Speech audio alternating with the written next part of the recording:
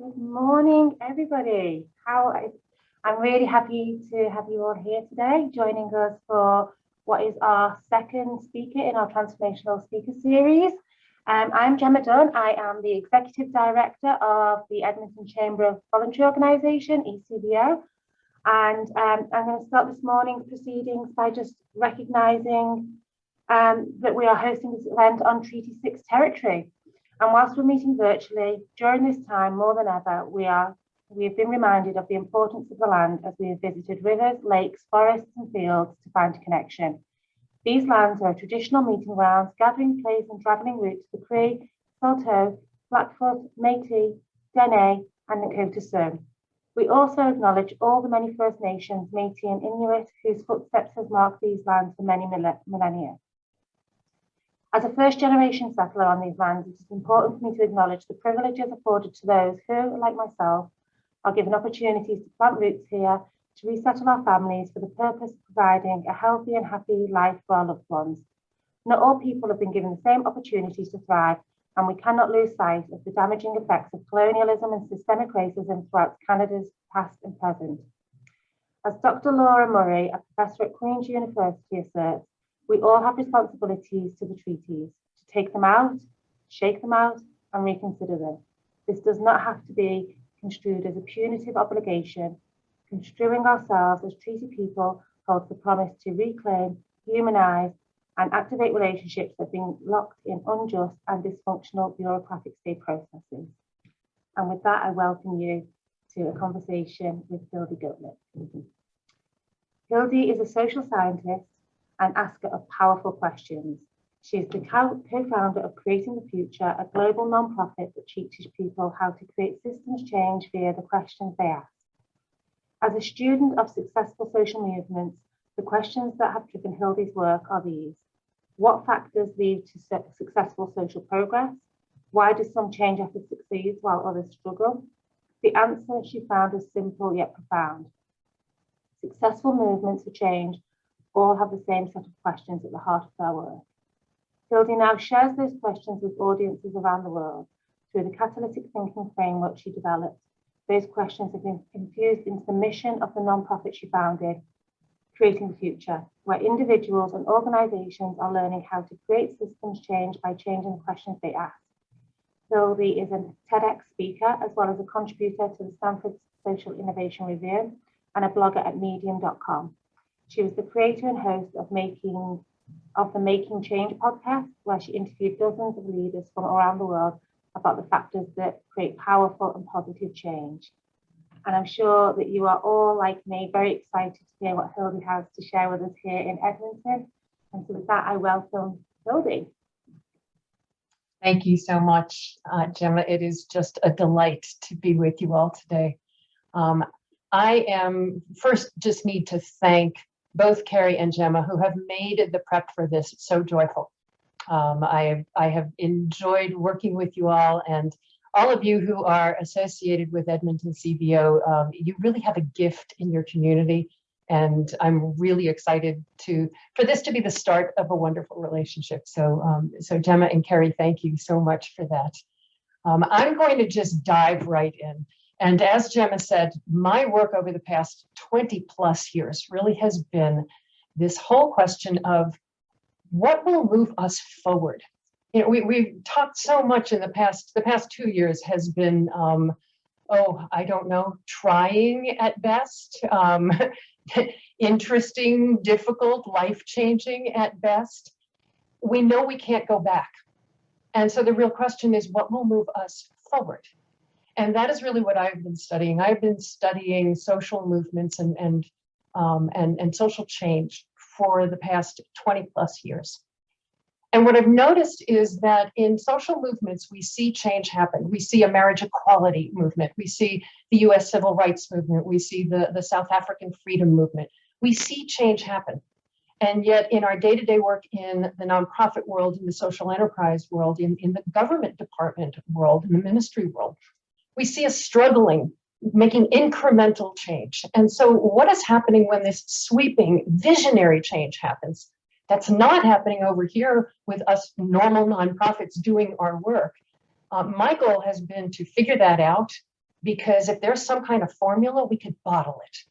We can apply it to the work that all of us are doing day to day to make that work stronger and to create more sweeping and visionary change. The kinds of change that we all sense is possible, the kinds of change that got many of us into this work in the first place. Gemma mentioned that I'm frequently called the asker of powerful questions, and that is because what I found at the core of what is working when social change happens is they are asking different questions than we ask in our day-to-day. And so what I'm going to share with you today are 3 questions that I have found at the core of successful social movements. And I'm going to bring a slide up on the screen that makes them quite easy to see.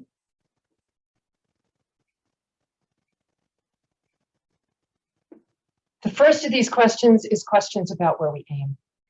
The second is about who we work with as we're aiming. And the third is about the resources that we have as we are aiming there. These questions are more important now than ever because we must move forward. We absolutely cannot go back. And so let's just dive in and start with this very, very first question about where we're aiming our work.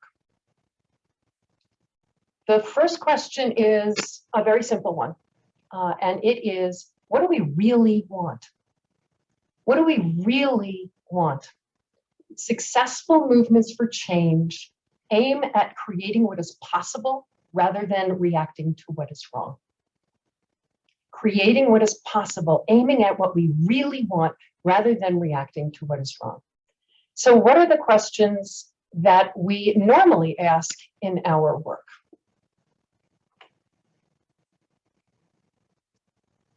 These are the questions that guide our strategic plans that we all answer when it comes to grants.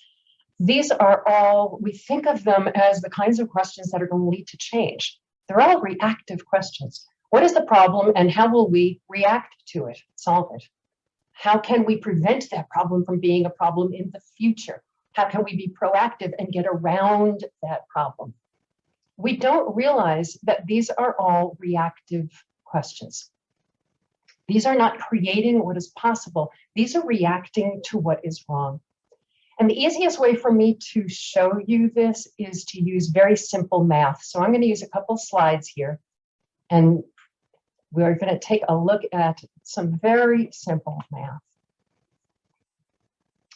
We all learned in grade school that if we eliminate something negative, we don't get something positive, we get 0. Right? -1 + 1 is not 723. -1 + 1 is 0. What that teaches us is that it is mathematically impossible to create something positive by eliminating something negative.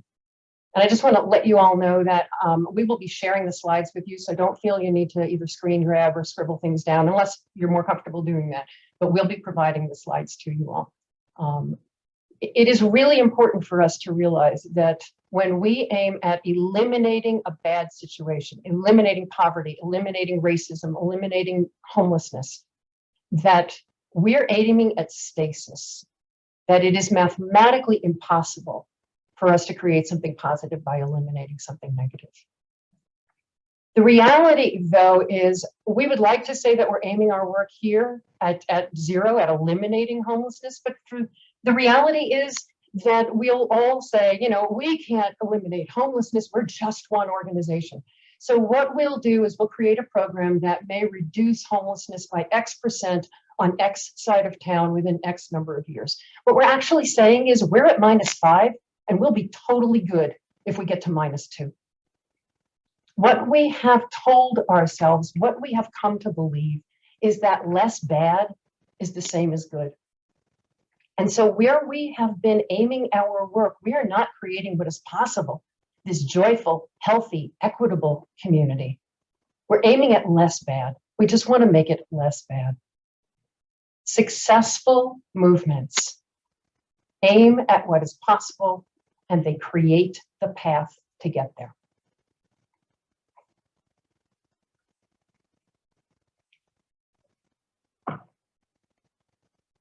So how do we create that path?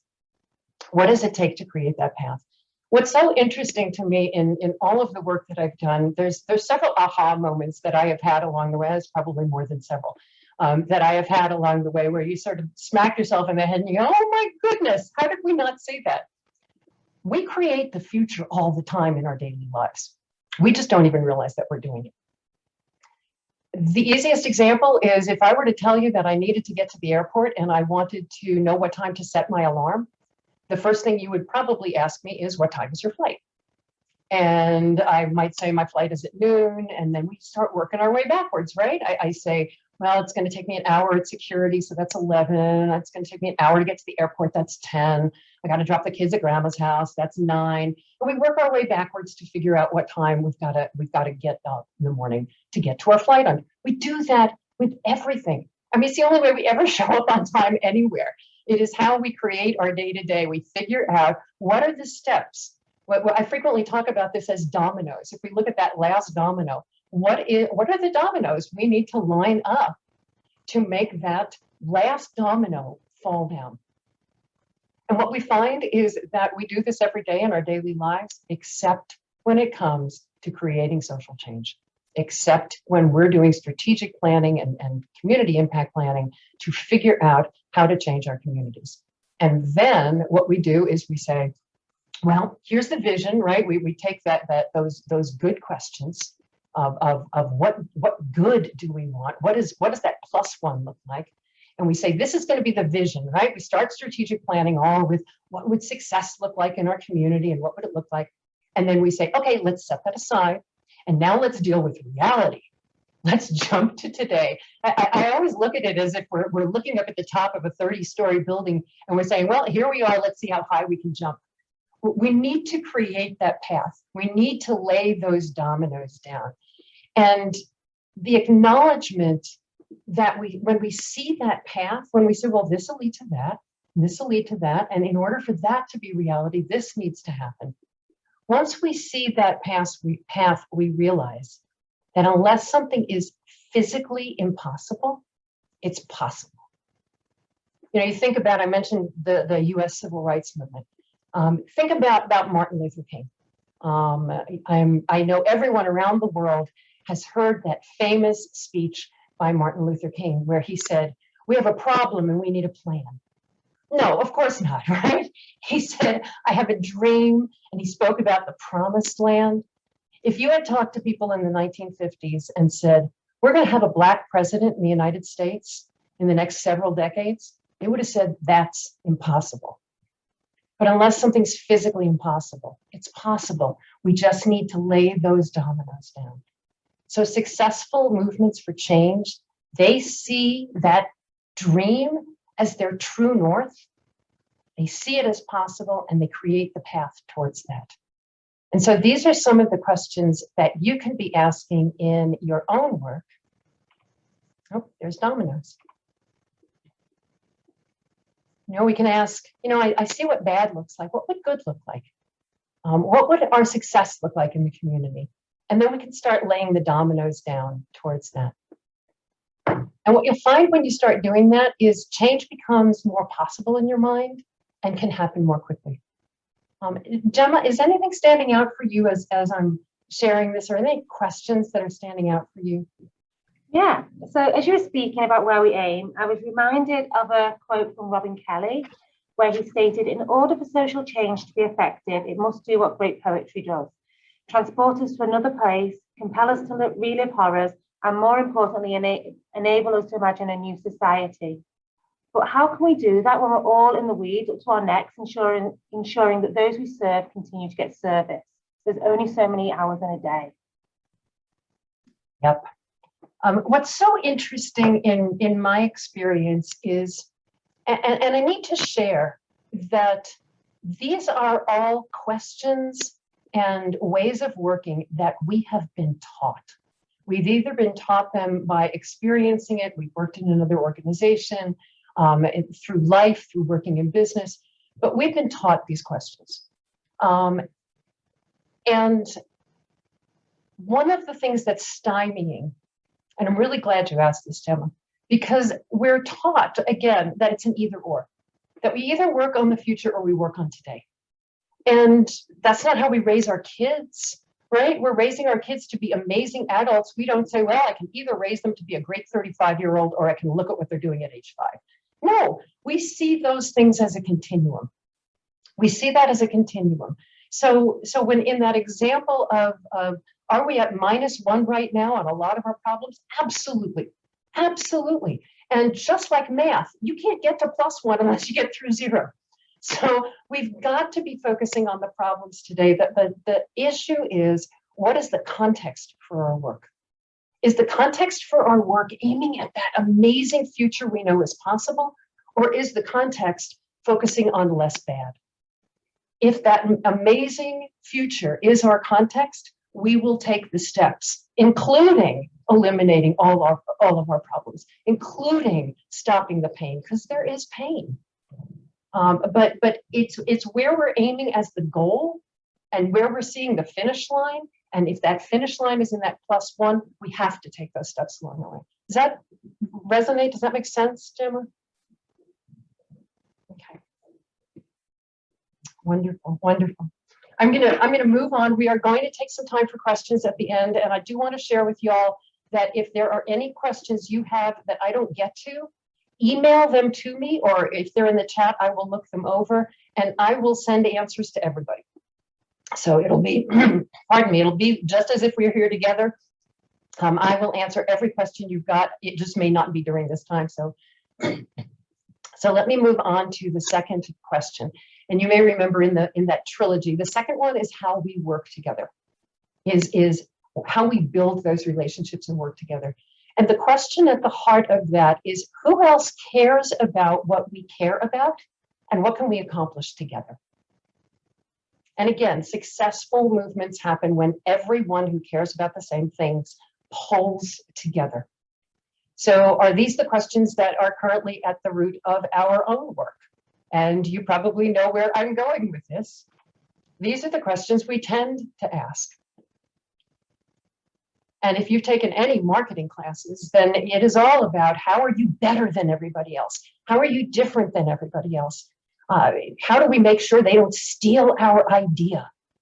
All of these questions, again, are these reactive sorts of questions, so rooted in mistrust.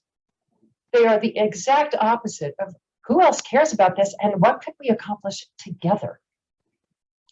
Successful movements see others who are doing similar work as allies. They don't see them as competition. We're trying to build bridges, not build walls. And we do this in 2 ways. The first one is to open the door. And the second one is to, once we've opened the door, to build relationships that build trust. So here's what I mean by opening the door. We've got this image that our organizations have walls around them. I mean, and especially now that many of us are working from home, we know that those walls are even less real than they were. But we've got this image that there's walls around us and that we're separate from the community. And the easiest example for that is how often we hear people say we need to go out to the community, as if they're out there and we're in here, and there's something dividing that. When we open the door, we are inviting in anyone who cares about what we care about, and we're stepping into and hopefully being invited into community. We're eliminating those walls. We're seeing ourselves as part of the community. I can give you a couple of examples. At Creating the Future, all of our meetings, our strategy meetings, our board meetings, we're a global organization, so they're all online. Anyone is invited to join us.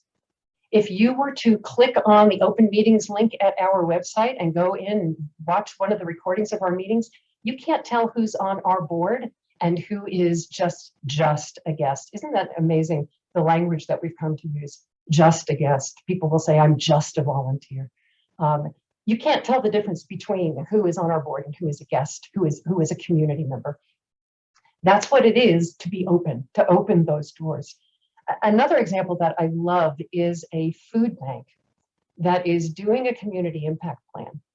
And the first question they asked is, who else cares about this? And obviously, the impact they have in the community is all of their community members. And so they spent a year talking to community members. And they wound up asking the questions in question 1. They were asking community members, what would good look like? in your life, in our community? What do you think are the conditions that will lead to that, those dominoes? Now, frequently we do that, right? We call it a focus group. We go out to the community and we ask a whole bunch of questions, and then we come inside. Again, we've got those walls. We come inside and we're the ones that create the plan. So the community informs the plan, but it's our plan. And what this food bank said is, this is the community's plan. They're telling us where to aim. They're telling us what path they want to take, what dominoes they want us to put in place. Our job is to implement that. Again, it's what happens when we open the door and say, there is no wall there. We are community. The second part of that then is, once we've got the community together, is to build those relationships. And the most important thing to remember in that is just acknowledging that we're all human. That the more we can invite our humanity into the room, we talk about building trust. The first step in building trust is building relationships. And yet we see that as extra somehow. We're told that the most important thing for us is to get down to business, right? We don't want to waste people's time. So you're starting an effort that's going to be 2 years long with people from all over community. You're either building a coalition or you're working on a particular effort, but we don't want to waste people's time with all that touchy-feely stuff, right? I mean, look at the language we use. And yet when things go south, when things go wrong, what is the problem? Usually we say, well, we couldn't have foreseen that. Of course we could have, if we'd have gotten to know each other, if we'd have built trust. I was years and years ago, when I was still doing consulting, I was working with a foundation, a healthcare foundation. And they had given some grants to, some very large grants, 5-year grants, to a group of organizations, and they asked us to help facilitate their learning community. So these guys were going to be together for 5 years. And we spent the very, very first day, the entire day, we spent focusing them on this question. We had them tell the story of what led to their work. Just as individuals, we don't want to know about your organization yet. We'll get to that. But tell us, what led you to where you are? And some people took 5 minutes and some people took 20 minutes. This simple question, just that first day, people getting to know each other, they instantly became a team. Within one day, within that one day, at the first break, after the first 45 minutes, people were getting up and going, you worked for such and such, I worked with them years ago. Oh my gosh, I can't believe you're from so-and-so. I used to live there. And they bonded so quickly. And all of that stuff that we hear, that building teams takes time, it's slow, it's incremental. There's an old thing about people need to storm and norm and conform. And what we found is that when you give people the opportunity to know each other as people, it happens immediately. They bond immediately. We are programmed for that as humans. We're programmed to connect. Is that a waste of time when people can immediately form a team? No, it's just the opposite of that. So when you have new coalitions that are coming together, new teams that are coming together, what we normally do is what my friend Carlo Jensen talks about as the creep of death. And that is, I'm Hildy, I'm with Creating the Future, and Carrie would say, I'm Carrie, I'm with the ECBO, and Gemma would say, I'm with ECBO, and then two people would say, I'm Susan, and I'm with blah, blah, blah. And I wouldn't remember by the time they get to the third one what the second one said. But you remember people's stories. And so the more that we can be effective with our time, that being efficient and effective is about building those relationships.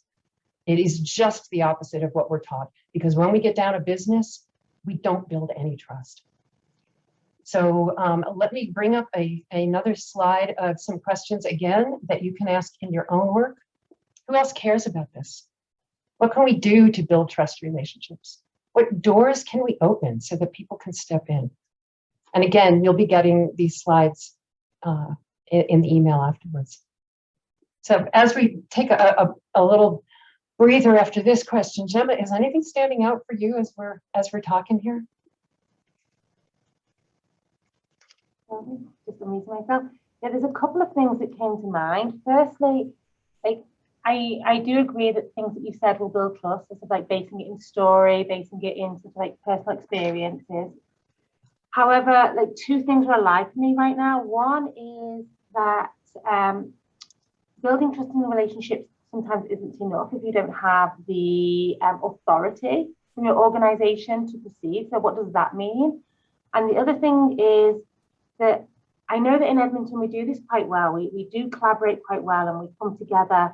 But like, what do we do when the forces, so it's like the powers, the funders, others that support our work, force us to change direction? They want us to shift, they want us to adapt, they want us to work within their priority, their framework, and ultimately they force us to compete with each other. And so they say we want you to collaborate, but then they set up a competitive granting program.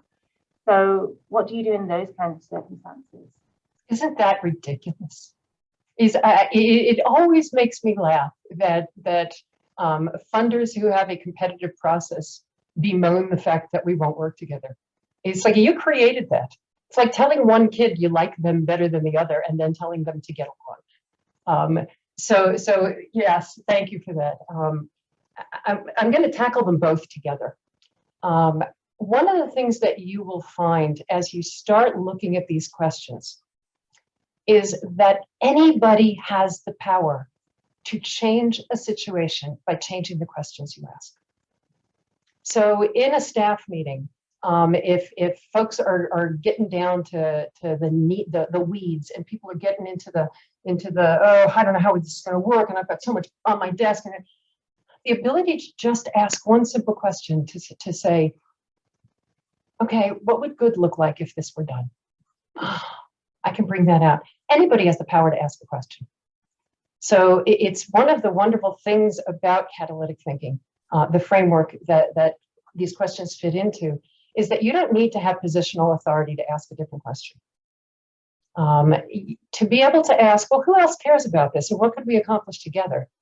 You don't need to be the CEO to ask that question. Anybody can ask those kinds of questions. When it comes to foundations, I'm going to talk just a tiny little bit at the end about what Creating the Future is doing in terms of systems change. But there are so many systems that have been set up. And again, we do it because this is the way we do it. There's really no good reason that have been set up that the funders make the rules. He who has the gold makes the rules kind of thing. They don't have to. And when I say that, what I mean is funders only have money. They don't have the ability to make change. That's what you all have. That's what you do day to day. You are the ones who have the knowledge, the connection, and community, and they will readily acknowledge that. You have the ability to actually say, you know what? That would be real nice, but we're not going to apply for this competitive grant. We're going to only apply if everybody who wants to do this is able to do it together. Can we meet with you, funder, and figure out a way that can happen? And it just changes the tables. And I've seen it happen more than once, where a group says, yeah, you know what? We're all facing the same problem. You fund one of us and the rest of us can't do it. So would you meet with us and figure out, and I'm happy to share, I'm going to scribble this down, to share an example with you all in an email afterwards, because it was a wonderful example of a funder saying, no, we're not going to, we agree, the only way to do this is if everybody's at the table. So there are ways that we can invite, again, open the door and invite funders and to see them as equals. Once we start seeing them as equals and start seeing them as people we can invite to the table, life changes. Life changes. We're all just people and we all want the same thing. Does that help, Gemma? I know it's a bit of it. I could talk for days about this. This is one of my favorite topics. So I'm going to continue on. And I need to share with y'all, I could talk about all of this stuff for days as well. So I'm going to try to be as mindful of time as I can. The third set of questions that are at the heart of social change are about resources. And that question is very simply, what do we have together? What do we all have together? To create a future that is different than our past, to do what social movements do so well is to build on our collective strength. I mean, social movements, if you look at the history of poor people's movements have built on the strength of people who have had that strength systematically taken from them. And yet they find the strength to build upon. So what are the questions that we normally ask? Are they about our collective strength and what we have together? You probably know what's coming already. Where will the money come from? How are we going to pay for that? How can we stay ahead of everybody else? How can we do more with less? And, oh my gosh, I'm like debilitated just reading these questions. Just reading these questions is debilitating. And yet this is the world we live in. And we are admonished that we are the ones that perpetuate scarcity. So we can change that by, again, changing the questions that we ask. And this is where economics comes in. Economics teaches us that money is not really a thing. Money is a means of exchange. Money is a thing that I use to get what I want from what I have. But money itself is not a resource. Money, the real resources are the things that the money buys us, the stuff we want. A house, a car, people to help us. Those are the real resources. And those real resources, the things we really want, are all around us, and they're easy to share. I can share somebody's truck. I can share somebody's house. I can't share a dollar bill. At Creating the Future, we talk about this. Let me pull up a slide here. We talk about this as the economic theory of collective enoughness, that together we have everything we need, that it's only on our own that we experience scarcity. Collective enoughness. We are stronger when we work together, when we share our stuff. And again, in our day-to-day lives, we know this. We share with our neighbors, we share with our families, we share with our friends. We know that I don't need to have a chain. Not everybody on my block needs to have a chainsaw. We can share a chainsaw. Not everybody on my block needs to have this or that. We can share things. We do that in our families all the time. We can build our programs in the same way. And what I want to share with you is, as an example, is something that before forming Creating the Future and before starting all of this journey, my partner and I formed what we believe is the first diaper bank in the world. We know it's the first diaper bank in North America, but we believe that it is the first diaper bank in the world. It started as a cute little diaper drive that we were doing in our office. And this is what our office looked like. This was why we knew we needed to form a diaper bank, because it made it very difficult to work. This was back in the late 1990s, the early 2000s. And we were starting to think about these questions of what actually creates change and what does it look like to share resources. And so when we built the diaper bank, which is very much like a food bank, acknowledging that many of the social safety nets that come from the government don't provide diapers at any age, not for infants, not for the elderly, or anything in between. And so we knew that we needed to form an organization, form something that would take those diapers out of our office so that we could get back to work.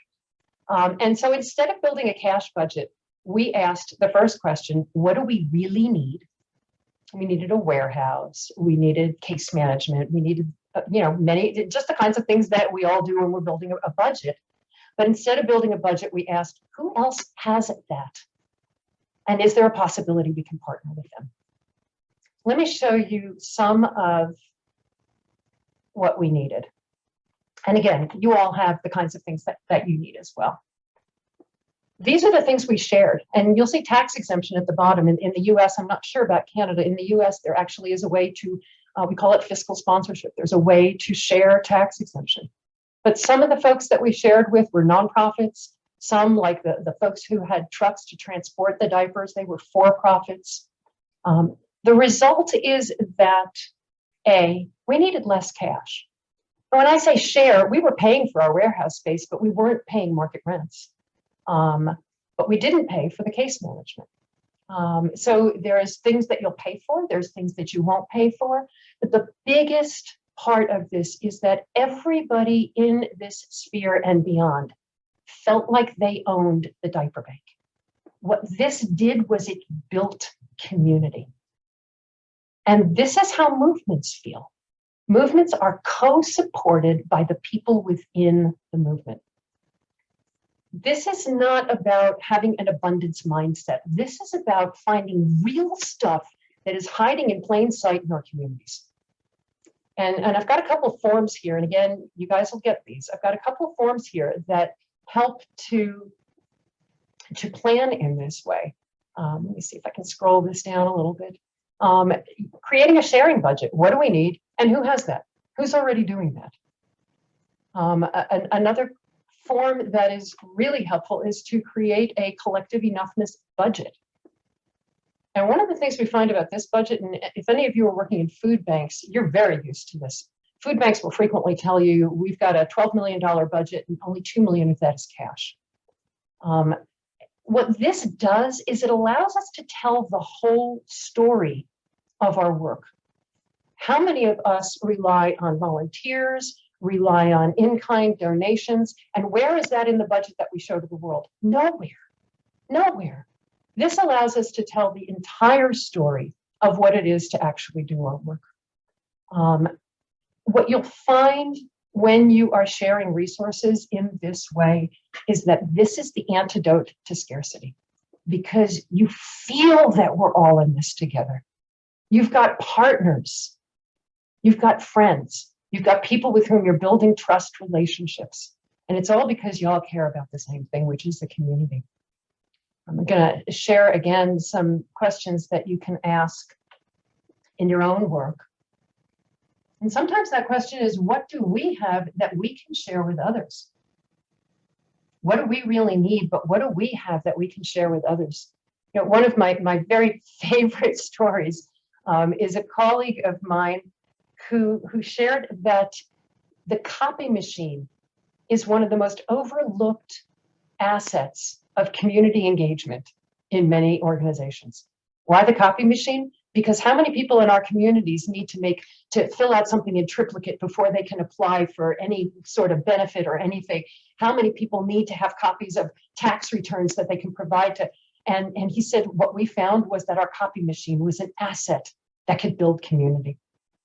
So I'm going to take a pause here and check in with you, Gemma, and see if anything is standing out to you as we're talking.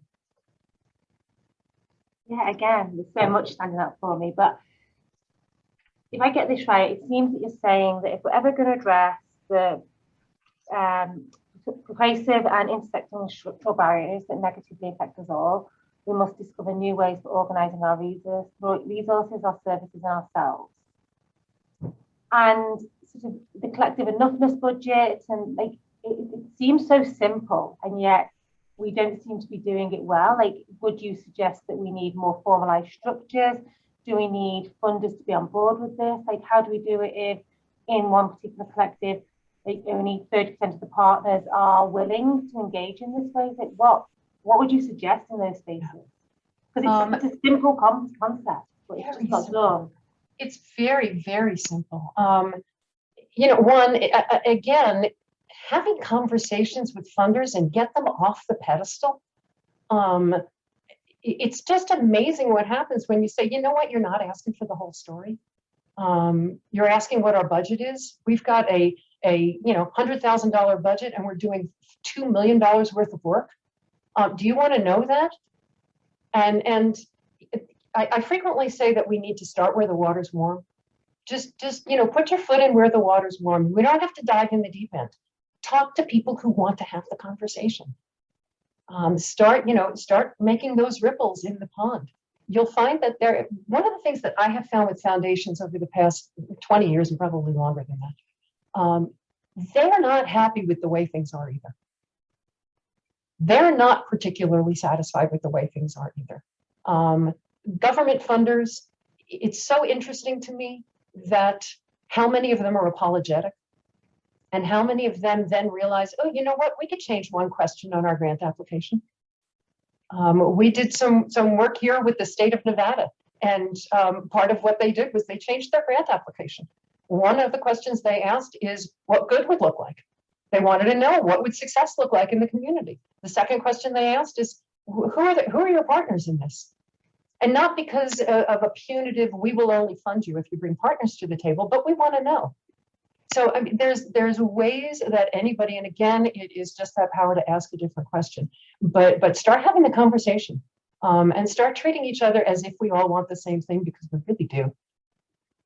I hope that's helpful. Before we dive into questions, I want to share a little bit, pardon me, about why these questions are so powerful. I hope you're getting a sense that they're powerful. I hope you're getting a sense of what they can accomplish that our normal questions don't. But the reason these questions are so powerful is because they are rooted in science. And I've shared a little bit of the math, I've shared a little bit of the economics. What I'd like to do is just take a couple minutes and talk about brain science. And I'm going to do the most rudimentary brain science 101 you could imagine, but some very, very simple brain science. The purpose of our brains, as is the purpose of our brains in any animal, is survival. And so we have got really, again, breaking it down very, very simply, we've got two functions in the brain. One is the reflexive survival function, and the other is that beautiful, creative, wisdom, rational thinking function that we frequently associate with the frontal lobe. When we feel threatened, we all know adrenaline pumps through, right? We've all felt that. Your heart rate increases, your blood pressure increases. When we feel threatened, that is adrenaline working. And adrenaline's job is to get us going. Is the tiger is coming, adrenaline's job is to get us going. One of the other chemicals that's released when we feel threatened is cortisol. And many of us working in human services certainly know about cortisol. We frequently talk about that as the stress hormone. Cortisol's job is to smooth the way so that adrenaline can get us going. So it will stop a lot of the functions that our body normally does that might get in the way. So we don't need to be digesting our lunch. The tiger's coming, we need to get out of there. Our metabolism slows down. Our immune system slows down. That's cortisol working to make sure that nothing's interfering with our getting out of here. So let me bring up this slide. One of the other functions that cortisol slows down is our access to the frontal lobe, is our access to that region of creativity and reason. Because when the tiger's coming, we don't need to be thinking, oh, that's an endangered species, or, oh, look at how pretty that tiger is. No, we need to be getting out of there. And so cortisol actually stops us from being able to think clearly when we are feeling threatened, when we are feeling in danger. And that could be anything that is feeling threatening. It could be the pile of work on our desk, that it's budget time, that we're being asked once again to do less with more, that we're working in COVID and we're trying to figure out how to take care of our kids who are working at home and are in school at home while we're trying to do our work. If you have ever felt that you're under stress, you're feeling anxious, and you say things like, you know, my brain's just not working. No, your brain is working fine. It's doing exactly what it's supposed to do. It is physiological. There is nothing wrong with you. It's physiological. And just as an aside, politicians know this. It's why when they run for office, all of their commercials are scary, because they know that you can't think if you're scared. That it takes extra work to get to that frontal lobe when we're scared, when we're working from that reflexive brain. So here's what is important about that. The key to being able to easily access that frontal lobe is to stop that threat mechanism from happening in the first place. And that's what these questions do. That's what these questions do. It gives us easy access. We don't have to worry about that stuff at the base of our heads firing off and making us crazy. Now think about the questions. What does the future look like if it's great? Versus what is the problem and how bad is it? How does that feel when you ask those two questions? How can we work together and what will it take and what could we accomplish if we were all together versus I can't trust you? What do we have that we can share versus where are we going to get the money from? The reason these questions are so powerful is that they align with brain science and they keep that reflexive part of your brain calm. So I think that's all I had. We're going to take some questions now, and then I'm going to do a little bit of wrap up when we're done. So whoever wants to throw the questions, whoever you all want to. I have one question for you, and then we'll open to the floor. So if you've got a question, please just raise your hand, use the function at the bottom, and we will get to you. But when you were talking, Hildy, about sort of like the cortisol and brain science and all of that, I really started to think about our boards and the organization as the method of sort of evaluation. So it's like we're evaluated on our change efforts by sort of like unit of an organization. So many of our boards are made up of not the people we serve, but people who are deemed to be qualified to be a board member. So CPAs, lawyers, HR professionals, because that's what we need to run a successful organization. So when you're talking about like shifting the questions, shifting our aim, engaging with people in different ways, sharing our resources in new and unique ways, what do you think the board role is in sort of supporting the organization to think in this way, and how do we support a board to get to this space, which is a very different space than the oversight, the role, the fiduciary role that a board member normally plays, which is sort of save the organization at all costs? Very, very simply, a lot of the things that we bring into boards, they don't need to be focusing on. And the most important question a board can be asking is, are we effective in the community? And boards tend to get into the weeds about things because they don't know what else to do. The most important questions we can be asking are we being effective in the community? And again, like I said before, go where the water's warm. Find a question while you're in the board meeting that feels like it could shift that conversation.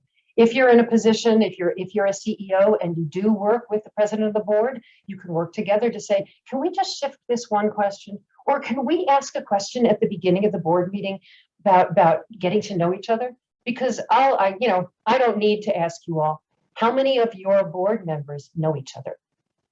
How many of your board members know each other as people really, really well? And how many of your board members know, yeah, I think his name is Gary. He usually sits in the back of the room. He's got a gray sweater. Just some basic things that we can start with baby steps. You don't have to do all of it. But you can just start with baby steps. And the closer the relationship, the more you can just start asking one question. Other questions? We unfortunately don't have tons of time, and I promise I will answer all of your questions, but other questions?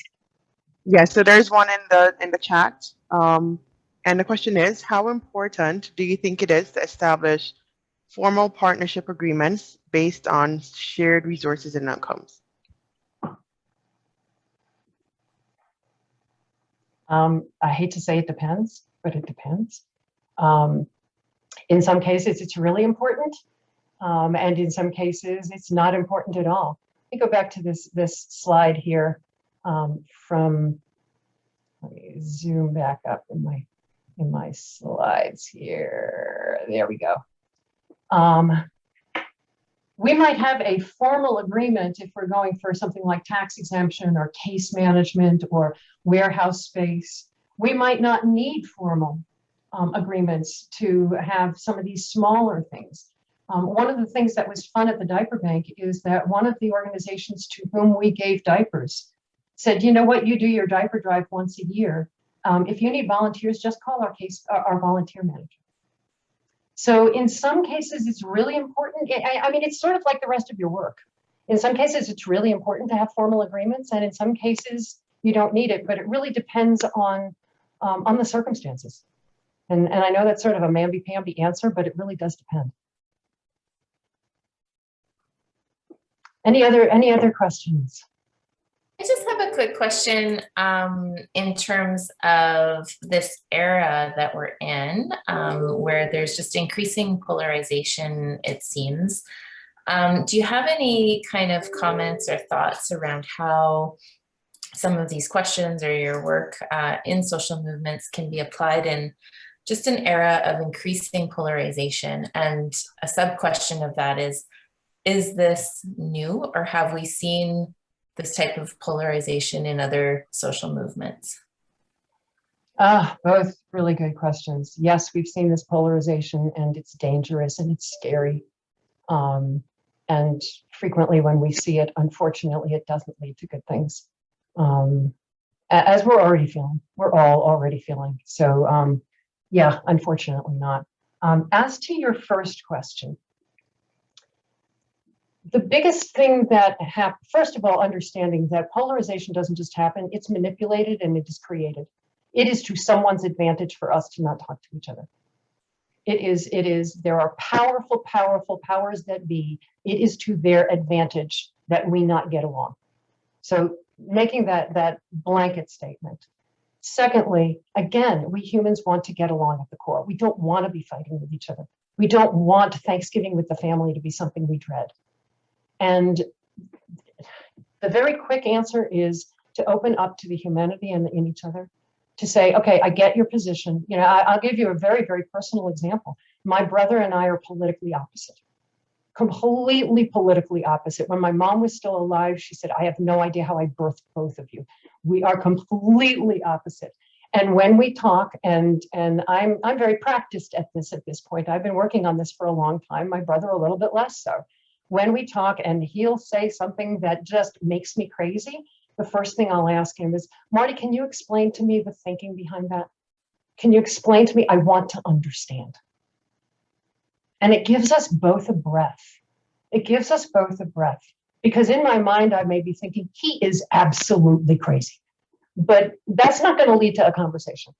The only thing that's going to lead to our understanding, and one of the things that I find all the time is when we have those kinds of conversations, we find that we agree on a lot more than we disagree. We tend to agree on the why, on the what is important, and we tend to not agree on the how. We tend to agree that we want the world to be peaceful and equitable and healthy and joyful, and we don't agree on the how. If there are people, now there's people at the extremes. There's people at the extremes who think who are not going to be swayed. They don't want to understand.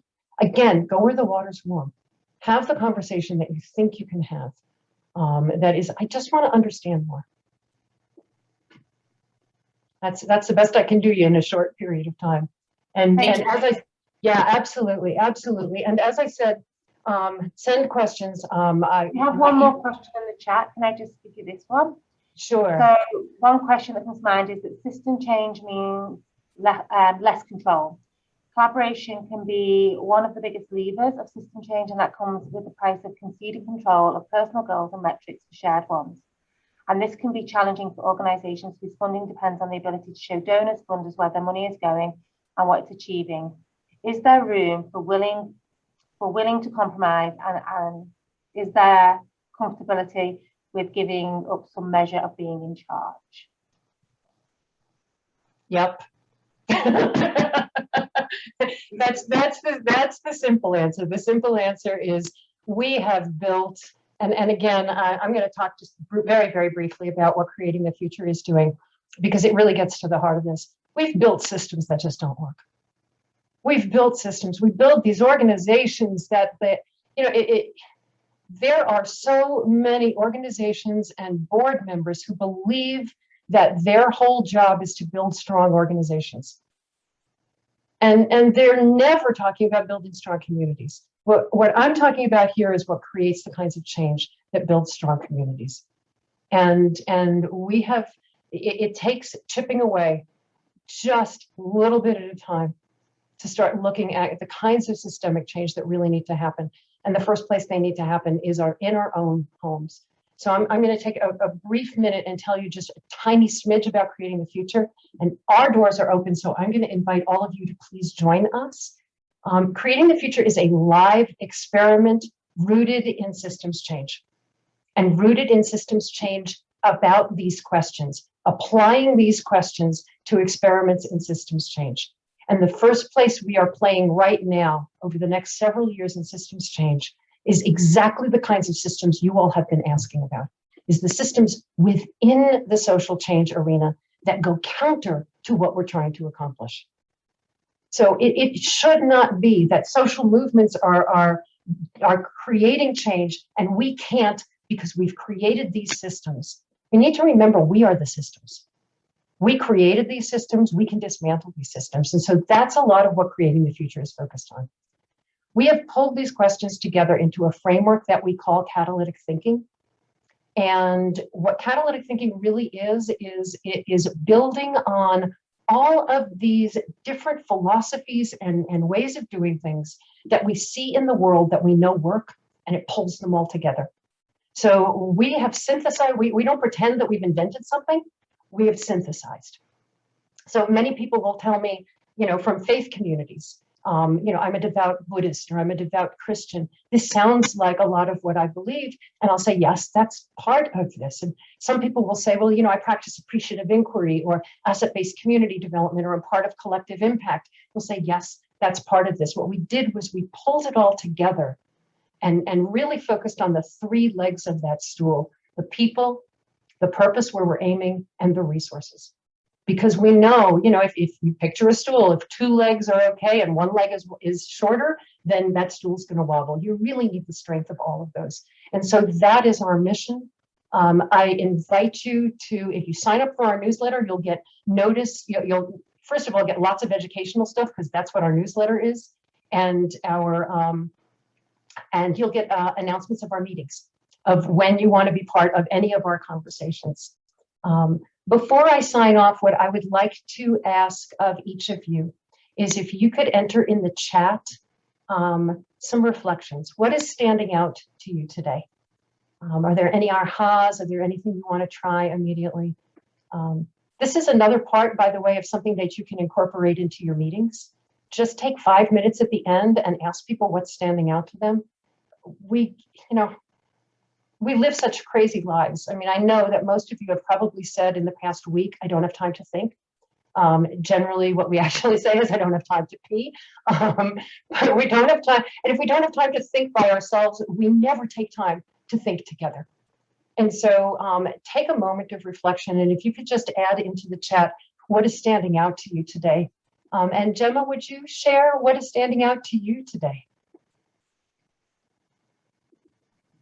Sure. I think that for me, as many of you may know, we back in early spring, we released a document called Transforming the Nonprofit Sector here in Edmonton.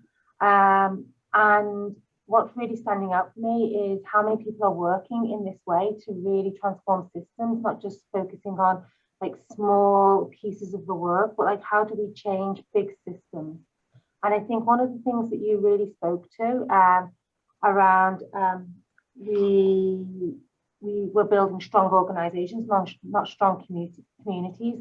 But when we look at our visions, they're all about strong communities, not about strong organizations. And yet our boards and as leadership, we get stuck in these capitalist neoliberal structures around we must look at the bottom line, we must have strong organizations, we must prove our worth. And so I think that as I really start to think about the work of my organization, of ECBO, and sort of like broadly the work of the community, I'm really shifting my thinking into like, how do we build strong communities, like strong groups of organizations? How do we work together in different ways? So I just thank you so much for that, Hildy. It's wonderful, wonderful. I see some people popping in with their responses as well. I just hope you all see that these three questions can help you see that change doesn't have to happen slowly and incrementally. All of these things that we tell ourselves, that change is hard, that it's slow, that it's plodding, it doesn't have to be. It is that because that's the way we've done things, but it doesn't have to be. And it is really just important to remember that you don't need status or position. All you need is the willingness to just ask one different question. So I'm just so grateful to have been with you all today and I'm looking forward to whatever is next. Thank you all so much. Well, thank you, Hildy. I think everybody will join me in like virtually thanking you. It was absolutely fantastic to have you. You will all receive an email with all of the slides, a link to Hildy's TEDx speech talk, and also the recording of this with a bit of an evaluation.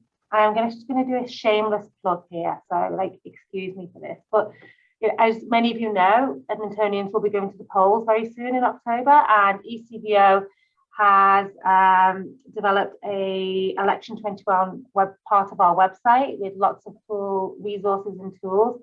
And one of the things that we are doing on Monday evening is a mayoral forum with many of the leading candidates. And we would welcome you to sign up for that, where we're going to ask some of our candidates some really hard questions about our sector, and sort of really connects well into what we've been talking about here today. So that's my shameless plug of the afternoon. Thank you, Hildy. Thank you all.